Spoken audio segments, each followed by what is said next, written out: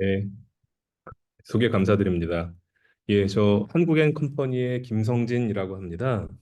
어, 오늘 좋은 기회를 주셔서 저희가 하고 있는 디지털 트랜스포메이션, 특히 그 산업에서의 AI 적용을 조금 중점을 두고 오늘 말씀을 드리려고 하고요. 어, 요건 사실 최근에 그 산업부 장관께서 저희 회사에 한번 방문하셔가지고 그 산업 현장에서 AI가 쓰이는 거를 조금 보고 가셨는데 이제 그 부분에 대한 것들을 좀 소개를 해주십사 하고 부탁을 받아서 이제 소개를 진행하려고 합니다. 어, 앞서서 말씀을 저에 대한 그 소개를 잘 해주셨는데요. 사실 어, 저는 조금 여러 회사를 조금 다닌 편입니다. 근데 왜 이 말씀을 드리냐 하면 뭐 제 경력을 말씀드리고자 함이 아니라 저는 이제 그 제조업에서도 회사 생활을 했었고, 그다음에 한국 회사, 그다음에 SAP, 뭐 GE, 구글 이런 흔히 말하는 디지털 네이티브 기업들에서도 이제 근무를 했었습니다. 지금 제가 한국앤컴퍼니에서 한국 타이어를 포함해서 타이어와 기타 저희 계열사들의 그 디지털 트랜스포메이션과 AI, 빅데이터 이런 것들을 하고 있는데요. 저의 관심사는 사실은 여러 가지 형태의 회사를 다녀다 보니까 아마 여기 오신 분들 중에 실제 산업 현장에서 DX와 AI를 적용하신 분들은 많이 느끼실 건데요. 흔히 말하는 AI를 적용함에 있어서도 저희가 알고 있는 예를 들어서 외국으로는 뭐 구글이나 아마존, 마이크로소프트 이런 데들도 있고 저희 국내에는 뭐 네이버라든지 카카오라든지 기타 여러 가지 테크 기업들이 있는데 사실 그렇게 IT와 디지털 역량을 굉장히 많이 보유하고 있는 테크 기업들이 얘기하는 DX와 저희 같이 실제로 제조업이라든지 기타 뭐 리테일 또 뭐 에너지 여러 가지들의 전통적인 산업에서의 DX와 AI는 그 적용 방식에 있어서는 좀 달라야 된다라는 게 제가 여태까지 여러 회사를 다녀보면서 제가 가지고 있는 생각입니다. 그래서 저는 제가 항상 이런 비슷한 얘기들을 여러분들께 말씀을 드릴 때는 항상 어떻게 하면은 기존의 디지털 테크 기업들이 발전시키고 개발하는 최신의 기술들을 우리 산업에 특히 전통적인 산업들은 어떻게 적용할 수 있을까? 그런 점에 초점을 맞춰서 좀 말씀을 드리고자 하는 편인데 오늘도 그런 맥락에서 조금 말씀을 드리고자 합니다. 저는 앞에서 말씀드렸던 그 전통적인 산업에서를 얘기를 하기 위해서 항상 이 장표로 시작을 하는 편입니다. 영어로 좀 돼 있어서 죄송하긴 한데 일단 기존 아까 말씀드렸던 디지털 테크 기업들에 비교해서 저희 전통적 산업은 사실 굉장히 많은 어려움들이 있죠. 예를 들자면은 저희는 디지털 테크 기업과 다르게 대부분의 회사들의 인원들이 저희의 코어 산업을 위한 인원들이고 예를 들어서 개발, 구매, 제조, 뭐 물류, 마케팅, 판매 이런 직원들이지 사실 DX 특히 AI에 대한 인력들에 대한 케이퍼빌리티 역량은 사실 많지가 않죠. 대부분의 경우에 물론 많이 가지고 계신 기업들도 계시겠습니다만 그리고 인원도 그렇지만 특히 뭐 투자의 비용도 저희로는 제한될 수밖에 없는 거고요.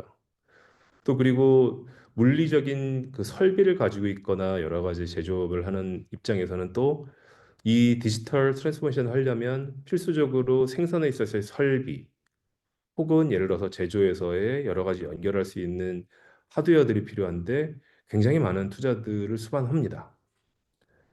그다음에 이제 이 부분은 제가 예전에 다른 회사에 있을 때도 많이 들었던 말씀들이지만 뭐 AI뿐만 아니라 대부분의 최신 기술에 대해서는 저희의 경영진들, 그다음에 최고 경영층들은 굉장히 좀 상반된 태도들 견지들을 하시죠. 예를 들어서 너무 많은 기대를 하신다든가 AI가 해결해 줄 거야. 혹은 또 아직은 그거 뭐 되겠어? 뭐 말로는 하겠지만 실제로 우리의 본업은 따로 있지 그건 별로 큰 도움이 되지 않을 거야라고 하시는 여러 가지 상반된 태도를 견지하시는 분들이 많죠. 현실에서는. 그리고 이제 마지막으로 제가 네 번째라고 써놨지만 굉장히 많은 부분들이 예를 들자면 이런 분들이 많았습니다. 디지털이 되게 중요하고 AI가 중요하니까 우리는 그럼 외부에서 전문가들을 데려와야지. 라고 얘기들 하시는데 실제로 와보면은 그 외부에서 오신 분들은 데이터 분석도 잘하시고 AI도 잘하시지만 실제로 우리 회사의 현업과 실제 흔히 말하는 그 도메인 알리지, 그 경험, 이런 것들을 잘 모르시는 경우들이 많고, 또 거꾸로 저희 회사에서 잘하시는 분들은 우리 회사에 대해서, 우리 제품에 대해서, 또 우리 프로세스에선 잘 알지만 그거를 AI나 데이터를 어떻게 해야 되는지 모르는 그 갭들, 이런 것들이 상당히 많이 존재합니다. 그러니까 이거를 얘기하면 대부분들 다 공감을 하시는 내용들이에요. 여기서 잠깐 이제 앞 계속 말씀을 드리기 전에 저희 이제 한국 앤 컴퍼니의 주 사업 회사인 한타에 대해서 말씀을 드리면, 저희는 지금 이제 글로벌 뭐 보통 매출 기준으로 해서 넘버 세븐 정도 되고요. 저희는 전 세계적으로 이제 공장이 한 좀 큰 게 18개 정도. 그다음에 실제 수출하는 회사는 한 160개. 그다음에 리서치 센터는 5개. 뭐 이런 식으로 아주 개수나 여러 가지 플랜트들이 아주 많지는 않지만 굉장히 이제 글로벌 오퍼레이션을 하는 회사입니다. 그래서 이런 글로벌 오퍼레이션을 함에 있어서 오히려 거꾸로 DX와 AI가 이제 가장 중요해지는 저희가 상황이 되는데요.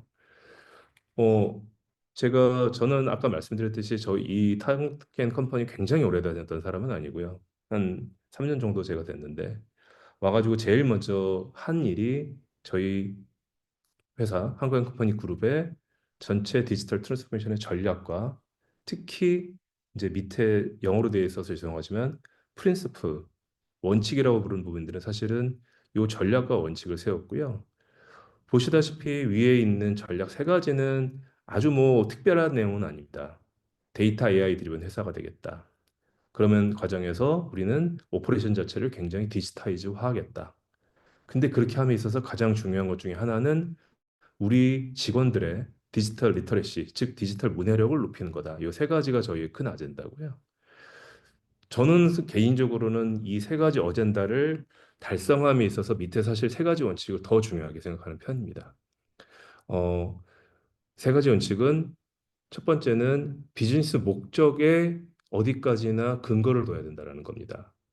뒤에서 더 자세하게 말씀을 드리겠지만 저희가 DX, AI, 뭐 예전에 산업용 IoT, 디지털 툰 이런 걸 얘기할 때 그 기술 자체가 사실 제목이 되는 경우가 많은데, 어디까지나 저희의 그런 디지털 테크들은 저희가 하고자 하는 비즈니스 목적을 어떻게 달성하고자 하는 도구이기 때문에 저희는 모든 이런 디지털화된 예를 들어 전략에 있어서는 항상 비즈니스 목적에 오리엔테드 돼야 된다라는 게 첫 번째 원칙이고요.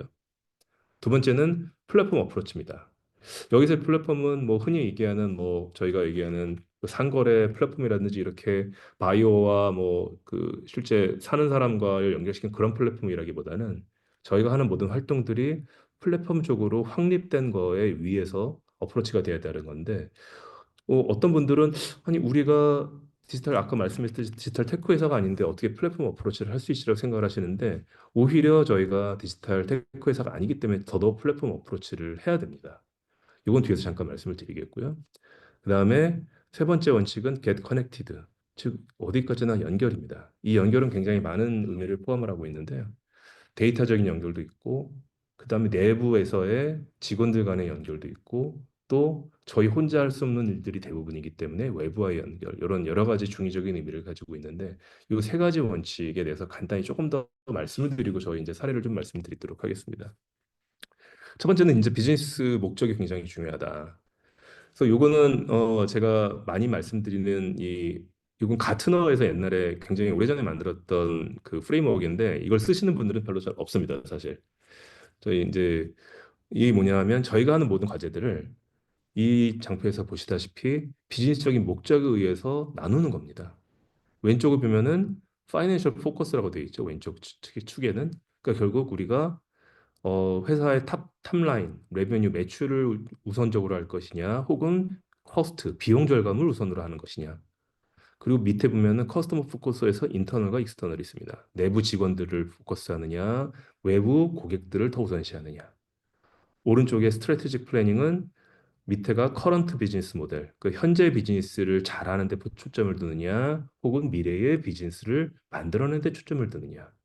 그리고 맨 상단에 있는 오퍼레이션 초점에 있어서는 우리 내부의 지금 현재의 업무 프로세스를 우선 보느냐 아니면은 경험 자체를 우선으로 볼 거냐. 뭐 이런 식으로 저희가 나누는데, 다른 거는 조금 이제 보시기 애매하실 수 있는데 왼쪽을 이제 주로 많이 보십니다. 그래서 결국 우리가 하는 일들이 비용 탑라인을 높이는 거냐, 비용을 절감하는 거냐, 혹은 이제 내부 고객 직원들용이냐, 외부 고객들용이냐인데 대부분의 그 제조업들은 많은 형태의 AI 과제들이 왼쪽 아래, 즉 내부 직원들이 비용을 절감하는 데로 초점을 많이 맞춥니다.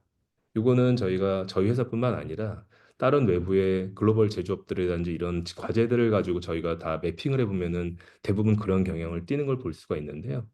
저희는 뭐 다른 그 분들도 마찬가지겠지만 당연히 내부의 비용을 절감하고 실제 ROI가 나오는 걸 하는 건 굉장히 중요한 일이지만 그거와 더불어서 계속적으로 이 DX를 통해서 미래 비즈니스 모델을 찾고 또 외부 고객의 경험을 높이는 쪽으로 나아가야 된다. 그래서 저희도 지금 저희 한국에서 하고 있는 것도 과제들이 저희가 여태까지 하는 과제들이 AI 관련된 과제 100여 개 정도 되는데 실제 많은 과제들이 왼쪽 하단에 있긴 하지만 최근에 나온 과제들은 굉장히 오른쪽 위로 많이 가고 있다. 오른쪽으로. 이렇게 말씀드릴 수 있을 것 같아요. 그래서 여기서 말씀드리고자 하는 거는 어디까지나 우리의 과제들이 비즈니스의 어떤 측면을 우리가 하고자 하는 것인지를 정의하시는 게 굉장히 중요하다. 그 다음에 두 번째는 이제 플랫폼입니다. 저희도 사실은 지금 처음부터 플랫폼을 했던 거는 아니고요.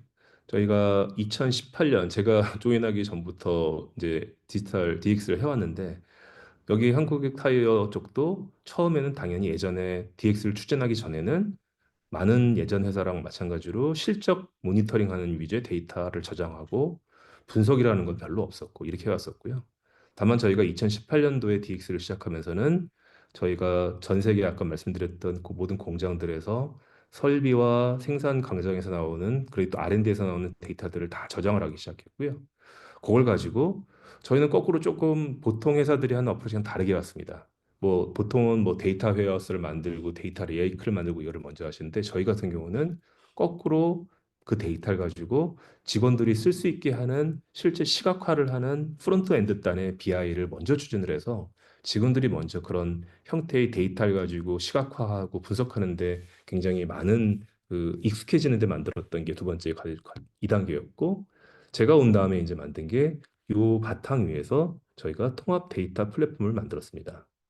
요 데이터 플랫폼은 뒤에도 말씀드리겠지만 저희는 뭐 여러 가지 이유상 국내의 플랫폼 제품을 사용하지는 않았고요. 이제 해외 글로벌 회사의 제품을 사용했는데 클라우드 위에 실제로 R&D, 그다음에 생산, 품질 관련된 데이터들이 다 모이도록 만들고 그 모인 데이터가 통합적으로 자동으로 저장되고 모델링돼서 뭐 실제 그걸 가지고 시각화 분석을 하든 AI 머신러닝 분석을 하든 혹은 최근에 나오는 생성형 AI까지 가든 이런 것들을 다 할 수 있는 플랫폼 체계를 만들었다.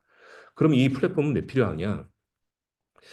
어, 특히 또 저희 기존의 전통적인 산업을 하시는 분들이 빅테크 기업들과 비교를 했을 때 어려움을 겪는 게 과연 우리는 그러면 어디까지를 우리가 스스로 해야 되는 것이고 어디까지를 외부랑 같이 해야 되느냐라는 거에 많은 판단하시는 데 좀 어려움을 겪으시는 거를 제가 여러 경로를 통해서 들어서 알고 있습니다. 뭐 저희도 당연히 뭐 가르마를 터시듯이 그렇게 명확하게 하지는 못하지만 저희의 원칙은 뭐냐 하면 결국 각 회사마다 또 각 산업마다 흔히 말하는 코어 밸류 그 회사의 핵심 역량이 필요한 부분들이 있습니다. 예를 들자면 한국 타이어라면 저희는 타이어 관련된 타이어의 성질과 관련된 것들, 타이어에 관련된 트윈들은 사실은 외부 회사랑 하더라도 대부분의 빅테크 기업들도 알 수가 없는 거기 때문에 저희가 내부적인 역량을 가지고 가야 되거든요. 그래서 그런 우리의 내부의 도메인 날리지가 필요한 영역과 비교적 그 도메인 날리지가 필요하지 않은 영역을 가르마차 하시는 게 굉장히 중요하고 그럼 저희의 내부 직원들을 교육시키고 역량을 발전시켜서 그 해야 되는 영역들은 그 코어 영역이 되고요. 나머지 부분들은 사실은 오픈 이노베이션으로 시중에 나와 있는 혹은 여러 가지 회사와 협업을 통해서 할 수 있는 빠르게 할 수 있는 것들이 굉장히 많습니다.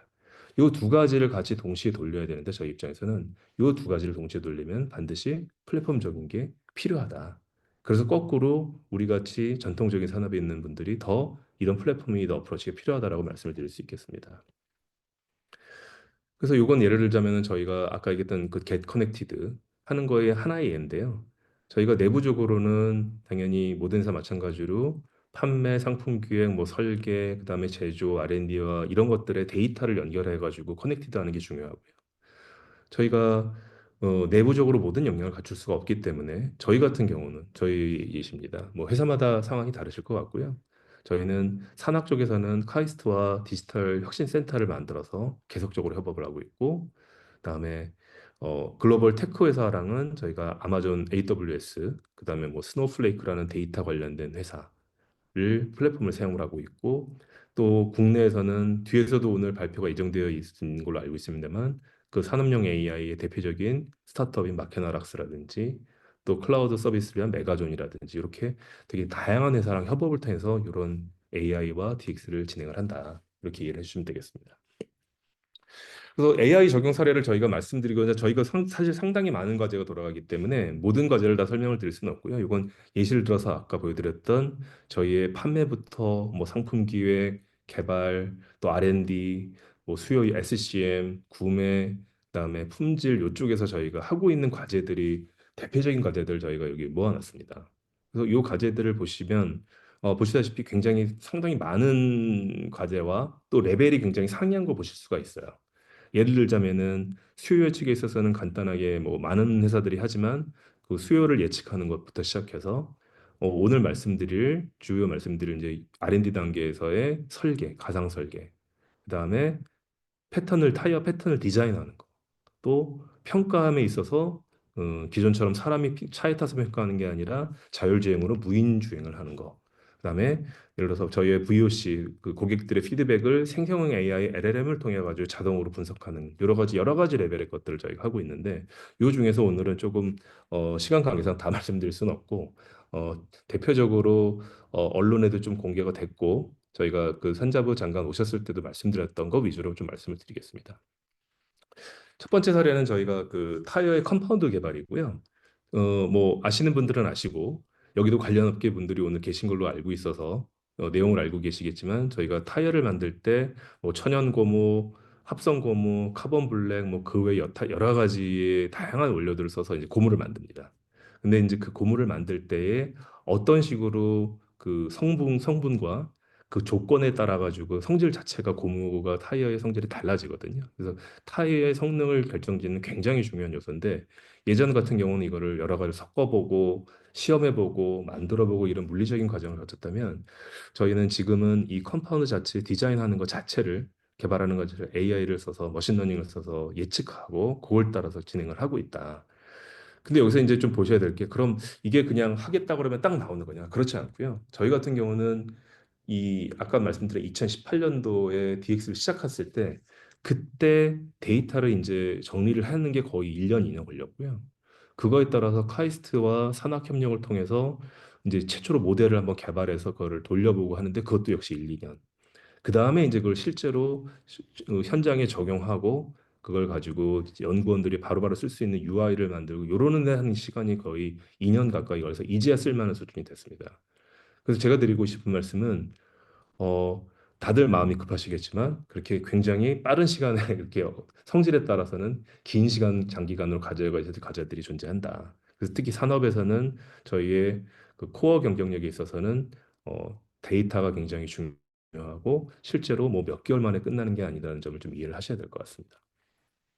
그래서 뭐 디테일한 걸 다 설명을 드리지는 않겠고요. 그래서 보시다시피 저희가 새로운 상품에 대해서 우리가 목표한 성능이 있다라면 기존에 예전에 설계했던 타이어의 데이터들을 저희는 다 정리를 했고 그걸 가지고 학습을 시켜놨습니다. 그래서 성능 예측 모델을 만들어놨기 때문에 이걸 가지고 저희가 신경망 알고리즘 적용해서 실제 타이어의 형상을 예측을 하고 그거의 형상에 따른 실제로 타이어가 그럼 어떻게 움직일 것이냐 또 여기서도 한 가지 말씀드리고 싶은 게 그럼 이런 형태의 것들을 할 때 AI와 데이터 분석의 그 역량만 가지고 되느냐? 그렇지 않습니다. 대부분의 산업에서의 문제들은 데이터를 잘 다루시는 분들만으로 풀 수 있는 문제들은 거의 없고요.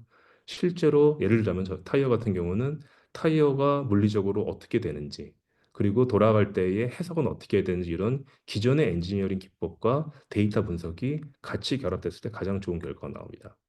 그래서 저희 같은 경우는 아까 말씀 카이스트하고 카이스트의 예를 들면 데이터 사이언스 대학원 학생들과 박사과정들과 저희의 실제 타이어만을 연구했던 연구원들이 같이 프로젝트를 한 형태로 많이 합니다. 왜냐하면 데이터를 잘하는 사람들 그리고 타이어를 잘하는 사람들이 모여서 시너지를 내게 하기 위해서. 그래서 저는 이런 부분들이 반드시 필요하실 거라고 보고요. 엄마다 다르겠지만. 그다음에 두 번째는 아마 마키나락스랑 저희가 지금 같이 하고 있는 프로젝트입니다. 오늘 말씀 주신. 아직 그 결과가 나오지는 않았고요. 저희가 프로젝트 중인데 뭐 다들 아시겠지만 타이어 다 쓰시니까 타이어 이제 그 겉에 있는 이제 홈과 블록의 디자인 패턴이라고 부르는데 그건 이제 심미적으로 디자인적으로 중요한 요소뿐만 아니라 이 패턴에 따라서 뭐 접지력이라든지 뭐 눈이 왔을 때 비가 왔을 때에 물이 어떻게 빠지는지 소음은 어떻게 되는지를 다 결정하는 요소인데 예전 같은 경우 이 패턴이 완료되면 이제 그 타이어를 만들어내는 몰드를 이 타이어 패턴에서 만들어내게 됩니다. 그래서 예전 같은 경우는 이거를 그려내고 사람이 디자이너가 또 그거를 만들어 보고 그거에 따라서 R&D가 성능에 대해서 예측하고 이런 여러 가지 과정들을 거쳤는데 저희가 지금 하고 있는 프로젝트들은 이 패턴 자체를 만들어내는 거를 요즘에 많이 보시는 생성형 AI를 통해서 스테이블 디퓨전 모델을 통해서 패턴을 만들어냅니다. 근데 뭐 AI 쪽 하시는 분들 많이 아시겠지만 그냥 그럴듯한 이미지를 만들어내는 걸로 그치는 게 아니라 이거 같은 경우는 엔지니어링적으로 스펙을 맞춰야 되기 때문에 저희가 하고 있는 거는 실제 저희가 원하는 스펙에 따라서 그 스펙에 맞는 디자인을 생성을 하고 그 생성으로 성능을 예측하는 데까지 가기 때문에 단순히 뭐 그럴듯한 겉으로 봤을 때는 패턴을 만들어내는 거랑은 조금 차원을 달리 하는 프로젝트고요. 그래서 지금 보시다시피 이게 지금 저희 프로젝트에서 만들어내고 있는 모델들인데 이미지들인데 이런 이미지를 만들어내고 요 이미지가 만들어진 패턴을 실제적으로 요소별로 브레이크다운하고 예측하고 이런 것들을 하게 됩니다. 네. 그다음에 요거는 뭐 간단히 설명드리겠는데 지금 저희가 아까 말씀드렸죠. 저희는 얼마 전에 그 자율주행 그 스타트업의 한 사업분을 인수를 해서 저희 회사에서 같이 영향을 가져가고 있는데 그래서 타이어든 뭐 여러 가지 자동차 부품이든 만든 다음에 차에 실제로 장착해서 돌려보는 시험을 하는데 저희 같은 경우는 태안에 저희 당사가 가지고 있는 굉장히 큰 주행 시험장이 있습니다. 테크노리기라고 부르는데 거기서 저희 그 당사 가지고 있는 자율주행이 갖춰진 차량을 무인으로 운행하면서 계속 테스트를 돌리고 있는 거죠. 이 자율주행 기술 플러스 저희가 그 차에는 실제 차량이 움직이는 현재 보시다시피 데이터, 그다음에 센서가 달린 타이어 데이터가 같이 결합돼서 실시간으로 차량과 타이어의 성능을 예측하고 그걸 나중에 그 저희 뭐 트럭이라든지 버스 회사들에서 실제 타이어가 지금처럼 운행했을 때 어느 정도 수명을 가질 거라든지 이렇게 다양하게 활용할 수 있는 이런 체계를 가져갑니다. 그다음에 이제 말씀드릴 마지막 좀 사례가 될 것 같은데요. 이거 같은 경우는 오히려 오늘 말씀드리면 아마 당장 가서 해보시고자 하는 회사들이 있으실 거예요. 혹시 이렇게 안 하시고 계시다면 예를 들자면 저희가 이제 타이어를 저희 회사는 이제 전기차용 전용 타이어의 이제 그 시장을 가져가는 데 굉장히 진심인데 어, 요 왼쪽에 보시는 여기는 미국에 있는 테슬라 모터클럽이라는 이제 커뮤니티입니다. 그래서 여기 보면은 다양한 이제 글들이 올라오는데 여기에 대해서 어떤 사람이 예를 들어서 이번에 한국 타이어에 아이온 전기차 타이어를 내 테슬라에 꼈더니 어떻더라 라는 글을 올리면은 예전 같으면 이걸 굉장히 뭐 언어를 갖다가 분리해내고 그거에 따라서 뭐 긍정과 부정으로 나누고 여러 가지 프로젝트를 써야 되는데 지금 같은 경우는 저희는 이제 챗 GPT 같은 형태의 GPT 뭐 클로우드 여러 가지 모델들을 도입 그 같이 가지고 있는 내부에 이제 챗 HK라는 서비스를 저희는 오픈해서 사용을 하고 있는데 그 챗 HK에서 요 글을 가지고 적절한 프롬프트를 가지고 분석을 해내면 저희가 이 사람은 어디 사람이고 우리 어떤 상품에서 언급을 하고 있는데 주로 우리 타이어의 실제 노이즈에 대해서 얘기하고 있고 1점에서 10점 봤을 때 9점을 주고 있네. 뭐 이런 것들을 다 뽑아낼 수 있게 됩니다. 근데 저희가 해보니까 놀랍게도 지금 여기 보시다시피 실제 사람이 한 거랑 저희가 A/B 테스트를 해봤더니 비용은 20분의 1밖에 안 되는데 실제 정확도는 거의 90 몇 프로 수준으로 이제 할 수 있는 수준이기 때문에 상당히 많은 도움이 된다. 그래서 왜 이걸 말씀을 드리냐면 요즘에 생성형 AI가 많이 나오면서 요거 먼저 제가 하고 넘어가겠습니다. 생성형 AI가 많이 나오면서 아마 그 어떻게 쓸지 고민들이 많으실 것 같습니다. 이미 쓰고 계신 회사들도 많으실 거고요. 다만 제 생각에는 지금 많이 화두가 되고 있는 챗 GPT 같은 형태의 챗봇 형태의 개인을 위한 서비스들은 그 자체로도 굉장히 효용이 많으나 회사에서 엔터프라이즈의 성능을 높이는 데는 사실 한계점이 있습니다. 그건 주로 개인의 생산성을 높여주는 거고요. 실제 회사에서 그젠 AI를 통해서 생산성을 높이려면 실제로 목적과 아까 말씀드렸던 비즈니스 목적에 따라서 적절한 서비스를 저희 프로세스에 녹여야 되는 서비스화되는 작업들이 반드시 필요하다. 그래서 지금 저희가 말씀드렸던 VOC를 분석하는 것도 저희는 단순히 챗 GPT 같은 형태의 챗봇을 하는 게 아니라 이걸 파이프라인화해서 항상 그 고객들의 피드백들이 제나이를 통해서 그 정량화되고 그 정량화된 게 저희 품질 프로세스에 들어오는 걸로 하고 있는데 이런 식으로 그 각 회사마다 다 다르시겠지만 생산회가 적용될 수 있는 부분들에 대한 것들을 프로세스 하시는 게 가장 중요하다라는 말씀을 드리고 싶어서 제가 얘기를 드렸고요. 마지막은 당연히 앞에서 말씀드린 모든 것들을 하려면 데이터가 잘 준비되어 있어야 됩니다. 생성의 AI도 대부분에서 제 많은 부분들의 얘기를 들어보면 제네 AI 해야 돼가지고 하려고 찾아봤는데 결국 우리 회사의 데이터는 할 수 있는 게 우리 기술 문서들, 우리 뭐 여러 가지 복리후생 데이터들, 뭐 규정들 이런 것들을 갖다가 그냥 대답해 주는 것밖에 없더라. 이렇게 말씀하시는 회사들도 몇 회사를 제가 뵀어요. 그래서 결국 우리가 AI, 뭐 DX를 하려면 무엇보다도 우리 회사에 있는 데이터들을 잘 정리를 해서 가지고 있어야 된다. 쓸 수 있는 형태로. 그래서 아까 말씀드렸듯이 플랫폼이 필요한 이유고 그걸 위해서 저희는 예를 들면 저희 회사 같은 경우는 그 연구개발, 생산 품질, 그다음에 이제 비즈니스 데이터까지를 이제 한 데이터의 플랫폼에 다 모델을 링을 해서 넣어놓고 그걸 가지고 시각화, 또 예측, 뭐 생성 AI 분야에 다 쓰는 이 플랫폼을 가지고 있습니다. 이 플랫폼이 완성되고 나면 이건 그냥 간단히 제가 보여드리지만 제가 준비한 건데 이런 게 가능해집니다. 예를 들어 이건 제가 그건 데모용으로 만든 거고요, 사실은. 그래서 예를 들면 왼쪽에 보시다시피 아까 제가 말씀드렸던 테크노링 저희의 시험장에서 지금 현재 돌고 있는 차량입니다. 이 차량에는 타이어가 저희의 벤투스 에소 네보라는 타이어가 붙어 있고요.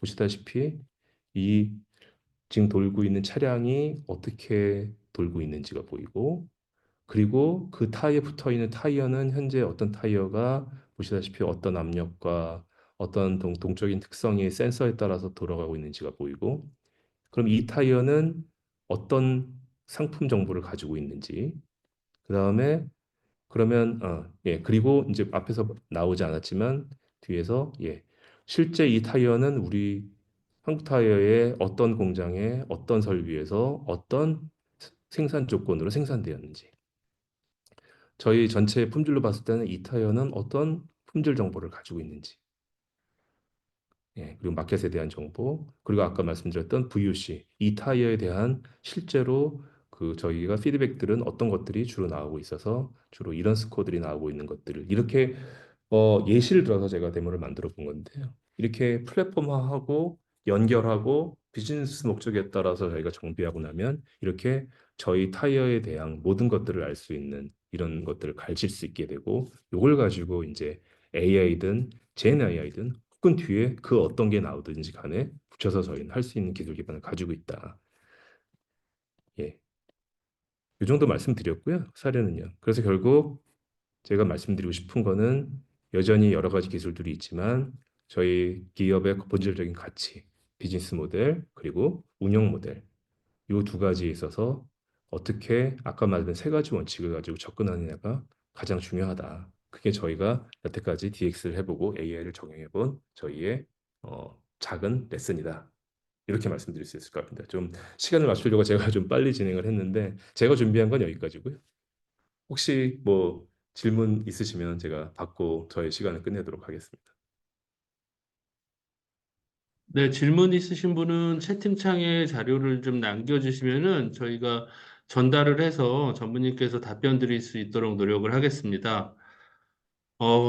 우선은 참여하시는 분들께서 질의를 좀 남겨주시기 전에 저희 쪽에서 좀 간단하게 여쭤보고 싶은데 오늘 네. 참여하시는 기업들이 중소기업 분들이 또 많으세요. 그리고 AI라는 게 굉장히 화두가 되고 있지만은 실질적으로 적용하기 위해서 중소기업 입장에서는 뭐 인력의 문제라든지 장비의 문제라든지 여러 가지 환경에서 좀 대하기 어려운 부분이 있으리라 생각이 되는데 이 중소기업이 요거를 적용하고 AI 환경의 생태계에서 살아남기 위해서 어떤 것부터 준비하면 좋을지 간단하게 조언을 해주시면 어떨까 싶습니다만. 네. 뭐 되게 좋으신 질문에서 되게 어려운 질문인데요, 사장님.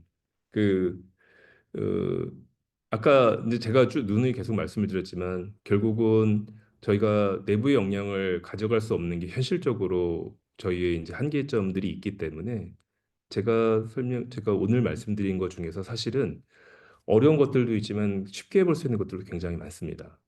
오히려 예를 들어서 플랫폼은 뭐 저희 같이 뭐 아마존 같은 걸 이용하지 않고 저희가 국내에서 정부에서 지원해주는 그 국내의 플랫폼들도 있고요. 그런 클라우드 플랫폼들에서 데이터를 하는 거를 그 가져가시는 거는 크게 어렵지 않고요.